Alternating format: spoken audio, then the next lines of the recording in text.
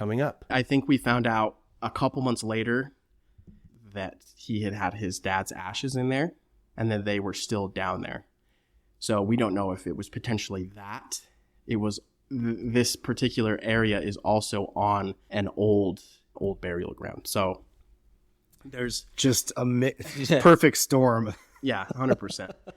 Welcome to Unholy Vibes, a journey through the realms of true horror. Although not a religious podcast, our guests may present stories intertwined with personal faiths and beliefs to maintain authenticity. We welcome guests from various spiritual backgrounds, acknowledging the impact of their beliefs on their experiences. Thank you for joining. Let's dive in with an open mind and respect for all perspectives. Welcome to the Unholy Vibes podcast. I am your host, Alex, and today we have another special guest, my buddy Spencer. Spencer, go ahead and introduce yourself. My name's Spencer. I've been buddies with Alex for a hot minute now, and I'm excited to be here. So excited to tell my stories. As you all know, I love a good spooky story. I like to pry, whether it's a friend, family, or a stranger. I want to know your spooky stories. And Spencer's got a couple he's going to share with us today. So let's dive right into it. I have two different ones that are notable. The first one's a little bit more tame, so we'll start with that one. I was probably 18. We were in Utah at the time. So we're living in Utah. We're hanging out at my buddy's house. We had this one buddy whose house we always hung out at. And they had an unfinished basement. And, you know, everybody knows unfinished basement. But well, in Utah, I had never, I grew up in That's Oregon. True. I grew up in Oregon. So when I moved to Utah, I was like, why are all the houses unfinished? Yeah. It makes sense to me now. It's like a money thing. You know, you can get into a house cheaper and finish it yourself over time, whatever. But it's foreign to a lot of people. Yeah. Which makes sense. But yeah, so living in Utah, unfinished basement. And me and a group of friends had kind of turned this basement into a hangout of sorts. So we had a giant old sectional, really old. Everything in there was old, either storage or old. And it was just, even before we had kind of cleaned it out and turned it into a hideout of sorts, it was like eerie and creepy.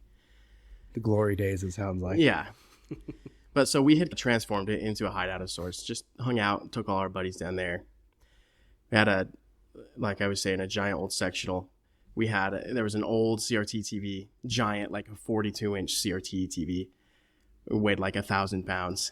And so we had turned it into a hangout like that. So one night towards the end of what would have been end of the school year in 2013, my graduation year, and my buddy went to prom, who lived in this house. And so nobody was home at the time.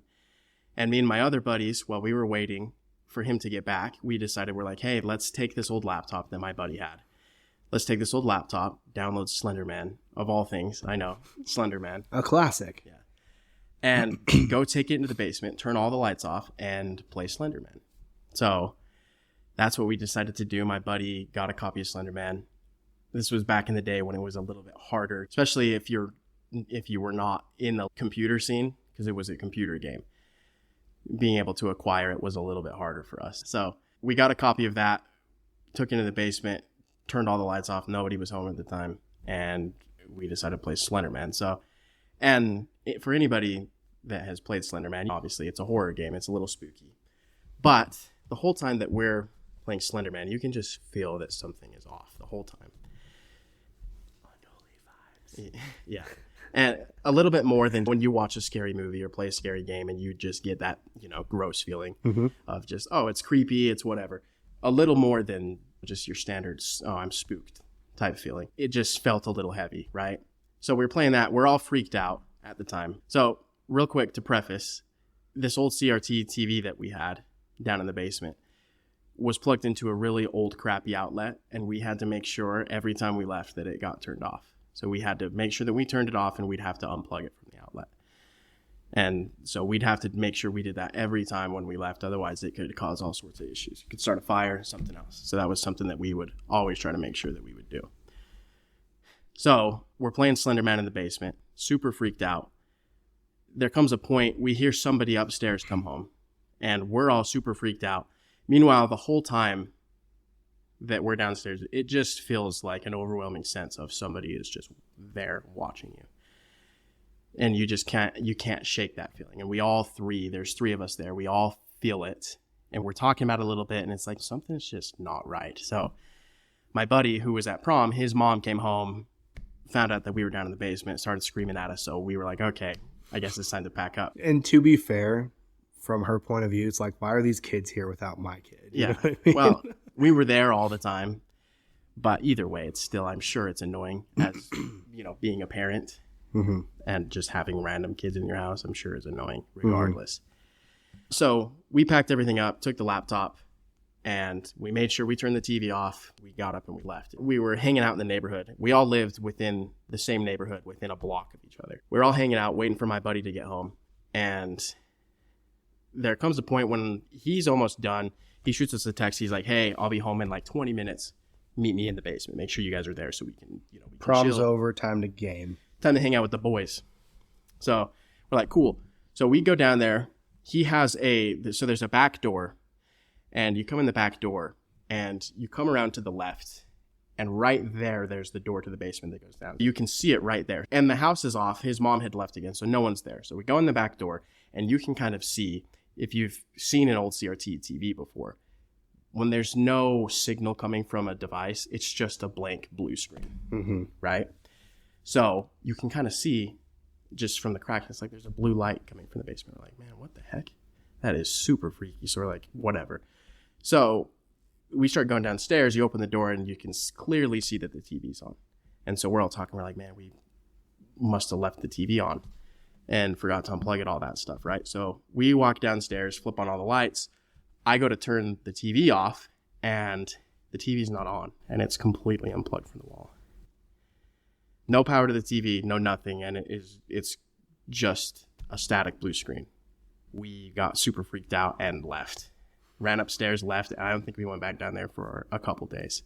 It was pretty spooky. So it's just one of those things where you've had happen, and you're like, it's not super freaky, but it's freaky enough and unexplainable enough that you're like, man, what the heck was that? It's scary because it's unexplainable, right? Exactly. The TV's unplugged, the power's off. Where is this coming from, right? Yeah. And have you talked to your friend about this since? Like, I've talked to the two buddies that were there. We all just joke about it now. And my buddy still has the USB stick that Slenderman game was on. He has it like locked up in some envelope in his drawer because it's the haunted Slenderman USB stick at this point because of that. So do you think games can be haunted? So I don't think that games themselves are haunted. What I really think happens is you're in an environment that is allowing something of the sort like that to happen, if that makes sense at all. Yeah. I've talked to a handful of people now, and I think you're bringing in different energies. Yeah, for sure. Yeah. And whether or not that's real or if it's just a group mentality of being scared together and you're all kind of feeling the same vibe and it amplifies one another, could be that. But does that make the TV light up when it's not plugged in? I don't know. I don't know the science behind vibes. I don't either. So unfortunately. And I guess it's completely possible that if you're doing something and you're inviting and creating a lot of that energy or vibes, so to speak, then I guess it's completely possible that it attaches itself to something. You think a CRT TV could be haunted? Potentially. Yeah.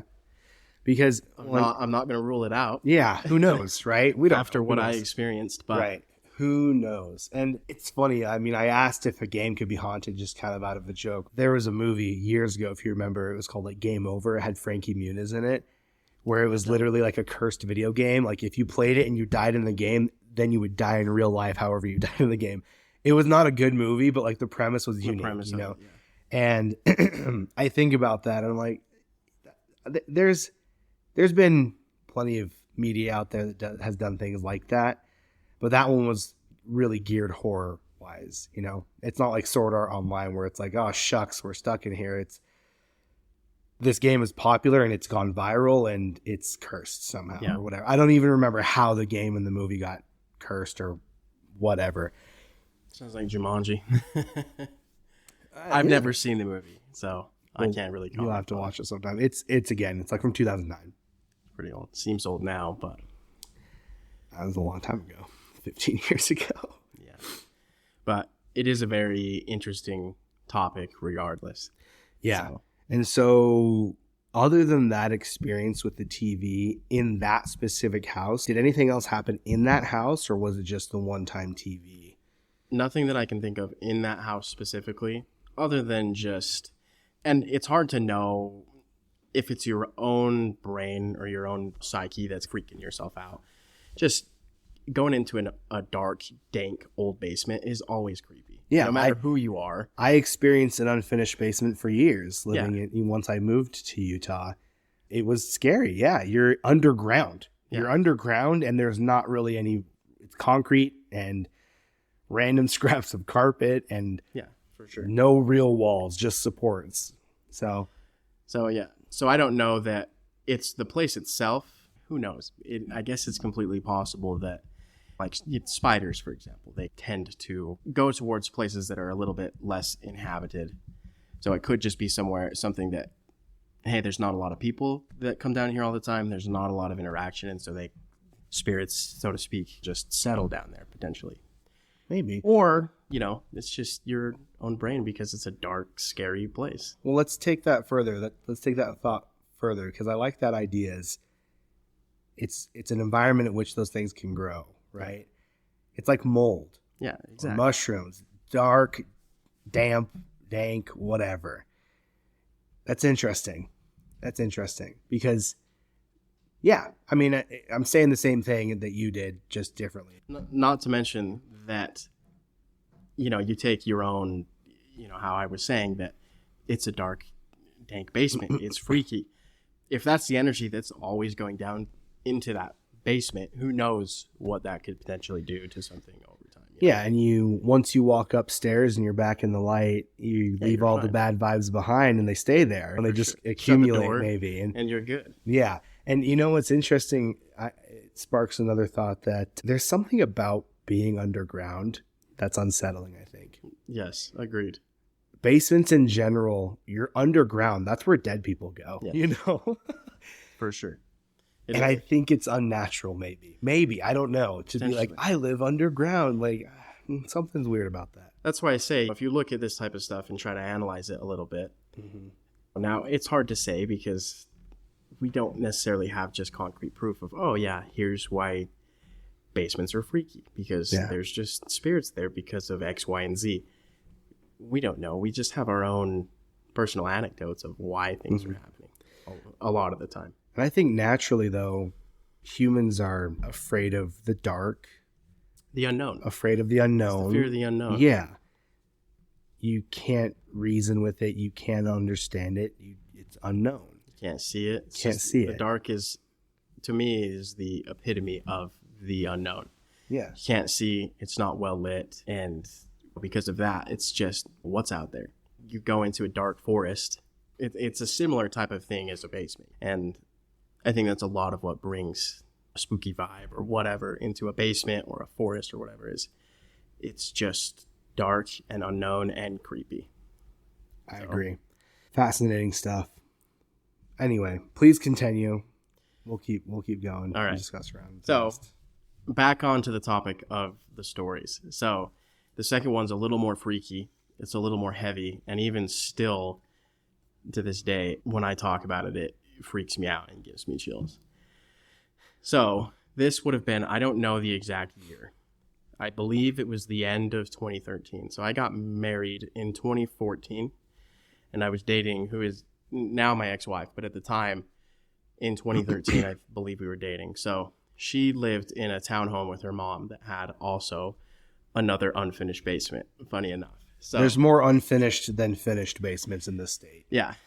So we had been dating probably 2 or 3 months at this point. I had gone over to her house a couple times. And every time that I went there, so you walked in, if you've ever been into a townhome, you kind of know they have a pretty similar layout, I feel like, for every townhome. So you walked in, you had the entryway, you had a stairway up to the right that went upstairs, and then you went in past the stairway, and just to kind of paint a picture, right? Big family room here. And then off to the back right of that, there is the kitchen. And then on this side of the kitchen, there's a garage. And then right here was a door and a stairwell down into this unfinished basement. So that's kind of what the layout of the downstairs was. And so it's right at the top of the kitchen, like at the edge of the kitchen. And when you're in the house, you can just feel more than just, hey, it's a creepy basement. Like you could just feel that there's just something not quite right about this basement. You didn't really want to go down there. It was just really, even if you thought about it, it was just really creepy. You just got really bad feelings. Like that's the best way that I can explain it, is you would just get a really bad feeling or a really bad vibe anytime you wanted to go down it, thought about it, or had to go down there. It was just super freaky. So me and who was my girlfriend at the time, we were hanging out there, and they also had a chihuahua, just a little chihuahua, little Ansi. He hated the basement, would not go down the basement. If you went into the basement, he would sit and just bark at the top of the stairs. Would not go into the basement, would just bark the whole time. And I swear, if you stayed in that basement, that dog would stay there and bark until his vocal cords gave out. He would, like, that serious and that frantic. I mean, you've seen a dog that's like really frantic, trying to tell you something, how they are. It was exactly like that. Super, super creepy. And it was just not good at all. So, because we had gone down there a couple times, and anytime you went down there, that's what would happen every time. Dog would just sit at the top, would not come downstairs. If you tried to like take him downstairs, like pick him up, because he's a chihuahua, you tried to pick him up and take him downstairs, he would just claw at you. He would hate it. And then even when you were down there, because I think I had gone down there 2 or 3 times, people didn't like to go down there at all. But when you were down there, you could just feel a sense of just dread and heaviness. Almost like if you've ever been in like a forest after it rains and like the air is really thick and just everything feels heavy, right? And that's what it was like. So when you were down there, it was just super heavy, super dark feeling, like just energy wise, not just like the density of the air, but just energy wise, it just felt thick and heavy. And so we hated going down there. So anyways, one night, me and my girlfriend, we were sitting in the living room. We had pushed the couches together, and we're watching a movie on the TV. In the basement? Not in the basement, upstairs. So upstairs, okay. In the family room. So in the family room, we'd push the couches together. We're watching a movie. And as we're watching a movie, you can kind of hear, sounds like somebody is walking downstairs in the basement. And if you don't know, in an unfinished basement, for the most part, they have concrete floors. Because you're down there, it's concrete, there's no carpet, so it's just concrete floors. So if you can imagine what that sounds like, it sounds like somebody's walking downstairs on just concrete. And you're watching a movie, so you're not fully listening to your surroundings, and you're more paying attention to the movie than what's going on around you. Not to mention the fact that it's a townhome, right? So it could be a neighbor walking upstairs, being loud and running up the stairs. You get accustomed to kind of hearing stuff, right? But it's just happening repeatedly. You can hear it, and you're like, man, is somebody in the basement? And we had paused the movie a couple times to listen to it because we both heard it. And both times we're like, hey, is somebody down there? Is somebody trying to break in? Like, what is going on? And you'd pause it, and then nothing. You wouldn't hear anything. And we did that a couple times, and where we would listen and nothing, and then you would hear it. And then eventually they got a little more loud, and to where you could very clearly tell that, like, hey, somebody's in the basement. So at this point, we're pretty freaked out, right? We're trying to ignore it because we don't know exactly what it is. And to be fair, I was 18 at the time. I wasn't like, oh, let's go into the basement and let's go see what's down there. And I'm no ghost hunter. Let's go find out. Yeah, let's go see what's down there. I'm no ghost hunter. I need that much. Not the bravest boy. I mean, who would be like, you know what? Today's the day I become. Yeah, no. So that's what had happened multiple times. And you can imagine being in that position, you'd be a little freaked out. So we were freaked out. We were on edge. At this point, no longer paying attention to the movie as much, trying to pay attention to what is going on downstairs. And you're sure this wasn't background music or part of the soundtrack of the movie you're watching? Yeah, 100% coming from the basement. Yeah, because you could hear it still after pausing. Like you'd hear a little bit when you're, okay. More towards, as it kept going on, you'd find that more and more. You'd pause it and you'd hear it. Imagine hearing footsteps like if you're upstairs and you're hearing somebody walking around on boots downstairs on like a tile floor, that's kind of what it sounded like.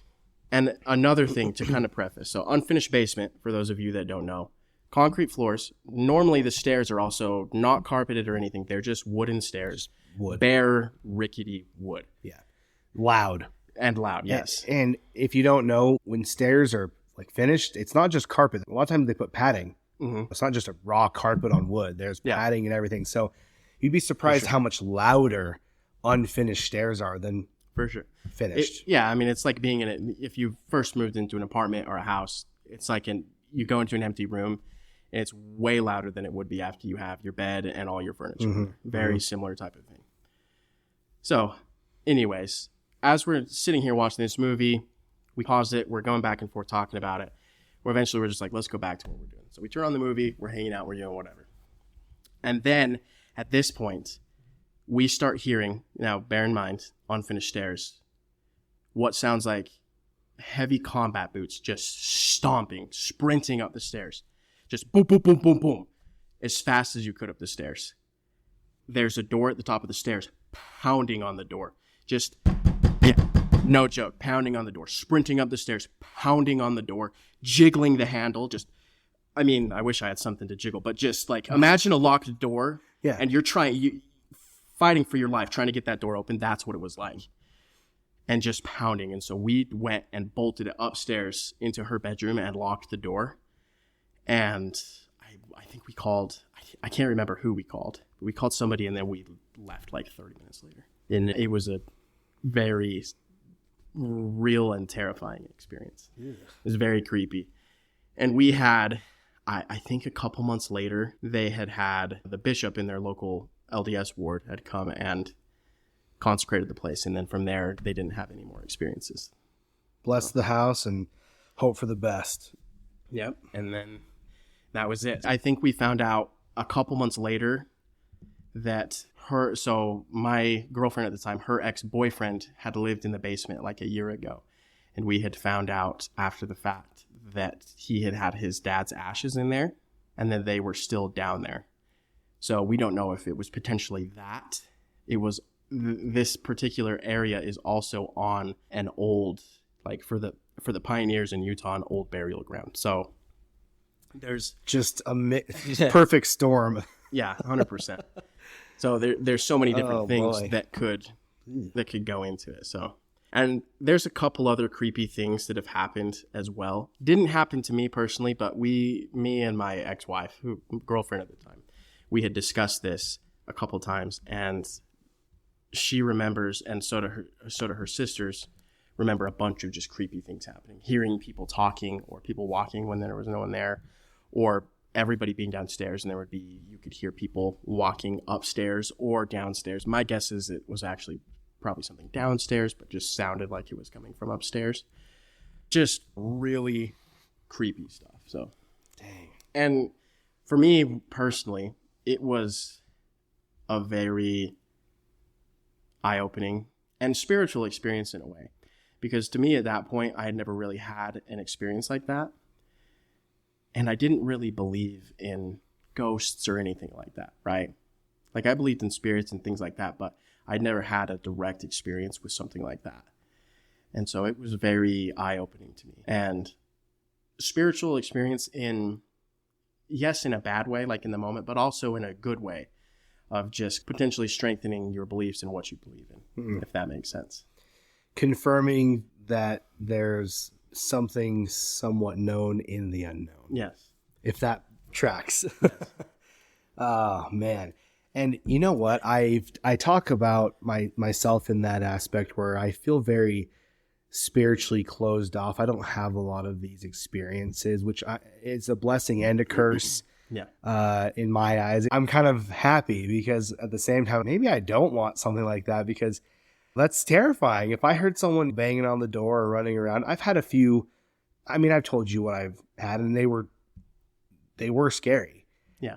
But in the moment, I was like, "What in the world is going on?" And I don't register it really till later. But that is very in your face. Very much, yes. You can't blame that on the wind. you can't blame it on the wind, and it was very much so, like you said, in your face, of something that was just, you couldn't ignore it. It was just right there, and it wasn't just you. No, that was there. Yeah. And she could retell the story the exact same way. So yeah, super super. Was creepy. the Chihuahua around when this happened? I'm sure he was, because I feel like that would have caused some commotion with the dog where he wanted to I'm bark sure at he that. was, but I honestly can't remember. I can't remember if the Chihuahua was there or barking or not, or maybe he had gone with. The fact that I can't remember anything about it would lead me to believe that he wasn't there. Yeah, I feel like you'd remember because I can remember that night pretty vividly, unless it was just so unnotable that I just blanked it out. It's been a while, but yeah, so it was 10 years ago at this point now, almost. So it's a long time. So that is wild, and I don't think I've had any other experience like that since. So thankfully. Because it's not fun, and you're not chasing that high. it's very different from, because we've all watched scary movies. You get spooked out, you get freaked out. It's very, very different to what that type of fear is. That's entertainment. That's you're seeking that out. You are seeking that out as opposed to something's happening and I did not ask for it. Yes. It is very, when you take that fear and then couple it with adrenaline and everything else, it makes for a very interesting experience. Yeah, it's like not in a good way. Watching a slasher film versus having a killer show up at your house. There's for sure. One's enjoyable, one not so much, You could look at that as a good thing that you haven't had experiences like that, because it was a very concentrated thing happening at that place. For sure. And that maybe it wasn't your fault. You didn't do anything to make that happen. Yeah, I mean, you didn't do anything to make that happen as far as we know. But the combination of ashes and burial ground is just a recipe for the disaster. Plus a basement. Yes. It's just basement. It's the perfect recipe for what happens. Yeah. Unfinished basements, ashes, and a burial ground is the actual perfect storm. And a house full of people.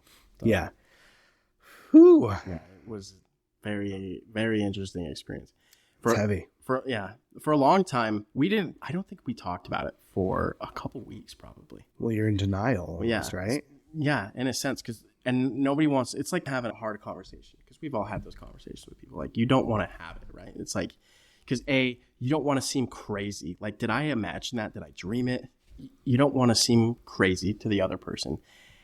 And also, in a way, you don't want to admit that it happened, because it's really freaky. You don't, because once you confirm, like, that happened, right? We both saw that. We both experienced that. Then it's like, crap, well, now what do we do? Because you're just putting yourself back at square one of the unknown. Acknowledging it, does that really help us, Live in denial and bliss. So nothing since then, right? No, nothing since then. Nothing since then. What about your ex? Has she had anything since then? No, because, well, I mean, not that I'm aware of, I guess, but we got married like 6 months after that. And so any experience that she would have had, we probably would have had together. So, yeah, you were together for quite a while. But no, nothing that I can think of. What did they do with those ashes? I don't know. I think she gave them back to her ex-boyfriend. I mean, we would hope so, right? I believe that's what happened. But why would he have left them there? I'm pretty sure it wasn't a very good split. Yeah, I think he was living in the basement and basically had to get kicked out and would never come get his stuff back. That makes sense. Bad breakup, but it's like, dude, your dad's ashes. I think more, it was probably that he just didn't realize they were there, because he just had all of his stuff there. I would imagine that that's just how it was, because most of his stuff just ended up getting put into boxes and put off to the side. Because I don't think he came and got them till months, even after the fact of, we might have even have been married by the time he went and came and got his. It was quite a while. I don't know if it was from the ashes or the burial ground. Again, it was the recipe, the trifecta. I've always thought that, because we heard what sounded very much like heavy combat boots. So with that, it kind of makes you believe that it's like maybe something that's a little bit older, because boots were very, like that type of combat boot was very common more in that time era, like late 1800s, stuff like that. Sure. Or early 1900s, whatever. So I can get heavy boots today. yeah. So who knows? There's so many different things that it could have been. So. Right. Well, thank you for telling your stories. Any other aspect we need to discuss about it? I feel like we've covered the bases pretty well here. I don't think so. I think that we pretty much covered all of it. Let me ask you this, because someone brought this up to me, one of my previous guests. She brought up her concern to me of, and this is touching on a point that you made earlier, doing this show, doing this podcast, we talk about spooky stuff. Mm-hmm. Do you think that talking about these things and having people tell their stories for entertainment's sake is a bad thing? No, I think a lot of it has to do with the intent behind something, if that makes sense. So I think if we were to do this as an intent to do something bad, I think that definitely brings a different aspect into it. I could agree to that. But as of having the intent of just, hey, we want to bring awareness to a situation and talk about some cool stuff. Well, cool, but, in retrospect. Yeah, exactly. Yeah, looking back. Talking about that for entertainment purposes and along the lines of that. So I think a lot of it has to do with the intent that is behind the actions. Yeah. In the same sense of, you look at all the different like true crime podcasts going on. I don't think that the podcasts themselves are like inciting violence or anything like that, if that makes sense. So in a similar way of that, I don't feel like the conversation, depending on your beliefs of things, is inviting something bad right now. Yeah. I don't feel that way. I get a little bit of the chills when someone tells me a good, scary story. For sure. But yeah, I don't, I never come away from recording and being like, I don't feel good. Like I feel scared. You know what I mean? I can get wrapped up in the story, but once it's done, it's done. For sure. But I just like to get different people's perspectives because everyone believes a little differently. Yeah. You can even be religious or non-religious. You can be in the same kind of sphere and still believe a little differently than the person next to you. You know what I mean? For sure. And so I just like to get the perspective of how do you look at those things? And yeah, that's pretty much it. You know, I think you're right though. Intent and being actively engaged in a bad thing is different, Yeah. Not that I'm trying to justify what I'm doing. I'm going to keep doing this. This is fun. I love it. Well, but it's just a good point that someone brought. It was kind of, so for example, and maybe this was an important thing, but we can talk about it now. When me and my buddies back in the day decided to play Slenderman in the basement, it was with the intent to try and freak us out as much as possible. That's why we put it as in such a spooky environment, make sure none of the lights were on. And so it was with that intent of, we're not just playing a scary game with my buddies. We're trying to freak ourselves out. And oh yeah. So, and the original Slender Man game was revolutionary as far as scary games went. It was short, it was sweet, it was a cheap game. It might as well have been on the Nintendo 64 with the graphics it had, but for sure. It was great. Yes. And it scared the daylights out of anyone who, to this day, it holds up. I won't play it. I won't do it. Not anymore. I played the original back in 2012, 2013, whatever. I didn't have, my computer was in an area that was like, there was no way to get it dark. It was above ground, I had light coming in and I did play it even with a little bit of light. I was like, dang, dude, this game is, and I think that game did such a great job of scaring people for how simple it was, which is, it was perfect. Fantastic horror games do that. Absolutely. But yeah, there's something about creating an environment for scary. Like if we watch a horror movie with all the lights on in the middle of the day, the blinds drawn so the sun's shining, and the effect it has is completely different. Completely different than let's put up the light blocking curtains, let's turn off all the lights, let's light some candles or whatever. Well, and watch a horror movie. Yeah. We're more tense because we're putting ourselves in. You're putting yourself in that situation. In the same way, what I was saying with the Slenderman when we played that, it's a little different to say, hey, let's go play a spooky game with all my buddies versus let's try and freak ourselves out as much as we can. Yeah. In the same way of, it's like, everybody watches spooky movies around Halloween. And that's just kind of what you do. But it's not the same as let's watch the scare. Let's get a bunch of people together, turn all the lights off, create a spooky environment, and try and watch the scariest movies that we can to see like how spooked we can get. Yeah. Like doing How that. high can my heart rate get before Doing this kills that. me? And I don't know if it's the intent necessarily that kind of creates that, or if it's something in your own brain. Not exactly sure. Yeah. But something is there that's just like a switch for that type of stuff. Sometimes it feels like where you're doing that type of thing and you have an intent for something like that, and because of that, it's allowing something like that to happen. It's just it's like opening the door and saying, "Hey, man, come on in. Like we want you here. So, come on." Yeah. So, I agree. Well, thank you again for coming on and recording with me and telling the people your stories. I love your stories. And I look forward to not hearing more from you, but hopefully no more. Yeah. I look forward to, you've had some people you've introduced me to have some good stories, and hopefully maybe we can peer pressure them to come on and tell their story. Maybe someday. Maybe. I think that he will. So yeah. But yeah, that's all I've got. I think we're pretty set. For sure. Cut and clean. Okay. Well, thank you again. Do you have anything you want to plug? Are you just whatever? No, I'm a ghost. So in the best way possible. Yeah, exactly. Yeah. Okay. Well, everyone, thank you for watching. Thank you for listening. If you or a loved one has a horror story, a true horror story that you think needs to be told on Unholy Vibes, reach out to me on Instagram at unholyvibespod or email me at unholyvibespod@gmail.com. Thank you for listening. Stay spooky, and we'll see you next time.